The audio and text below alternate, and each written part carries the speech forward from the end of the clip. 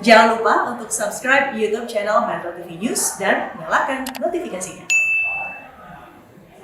Sejumlah keluarga pasien COVID-19 di Kabupaten Jombang, Jawa Timur terlantar akibat orang tua mereka harus menjalani proses karantina usai dinyatakan reaktif corona. Bahkan saat ini sekeluarga atau keluarga mereka harus menumpang hidup ke keluarga lain untuk menyambung kehidupan sehari-hari.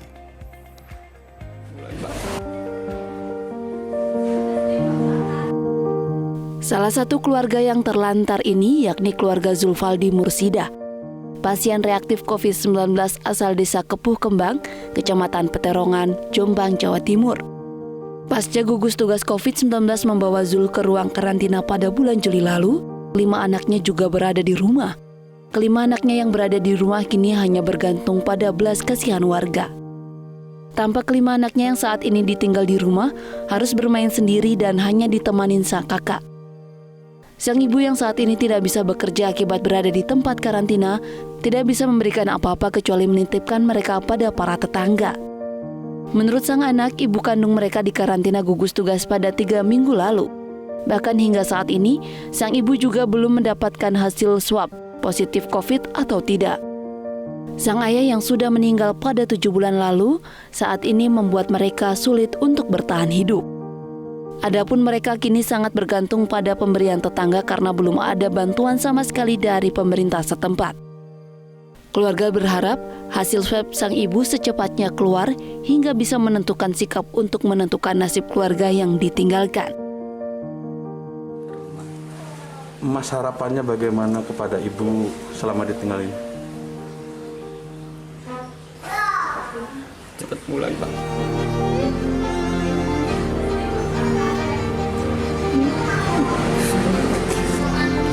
Mas, apa merasa kesepian ketika ditinggal ibu ini di karantina? Sangat, Pak. Sangat. Saya sudah ditinggal sama ayah. Lalu nenek, sekarang ibu.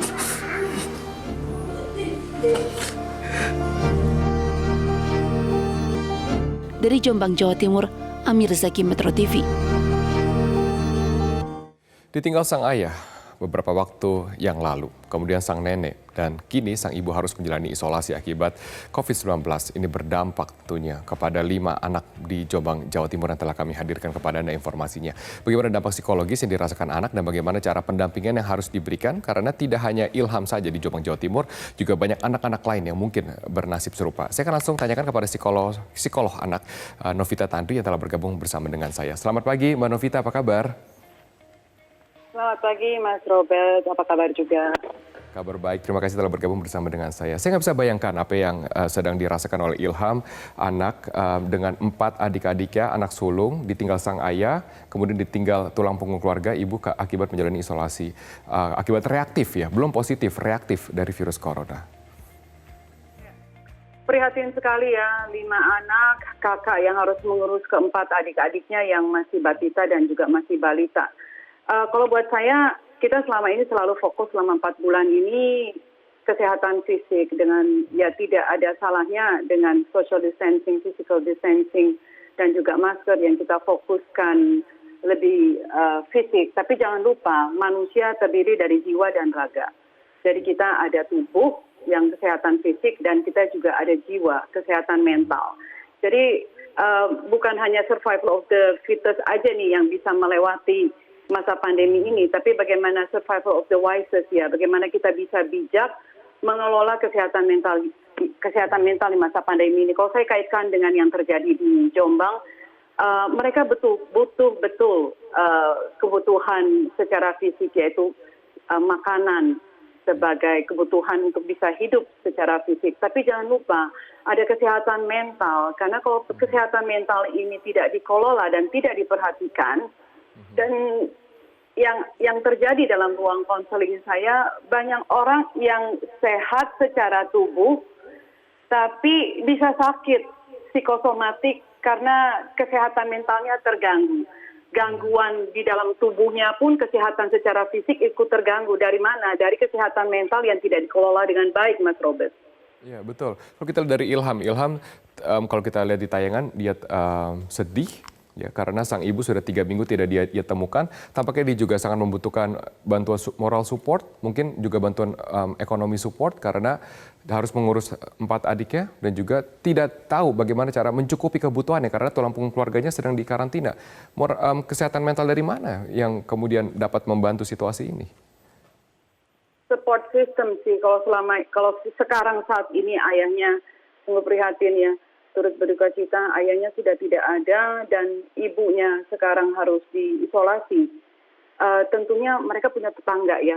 Jadi dengan tetangga, dengan mungkin keluarga dekat yang lain bisa memberikan satu dukungan secara mental. Dan juga kalau buat saya, kalau bisa pemerintah setempat mungkin bisa menyiapkan psikolog yang bisa mendampingi anak-anak ini. Karena anak-anak ini yang ketakutan berlebihan, saya kekuatannya begini loh, ketakutan yang berlebihan karena ayahnya sudah tidak ada, lalu ibunya sekarang yang harusnya mendukung mereka, menguatkan mereka juga ditarik untuk diisolasikan, dan ketakutan, ditakut-takuti mungkin dengan sekitarnya kalau tidak mendukung mereka.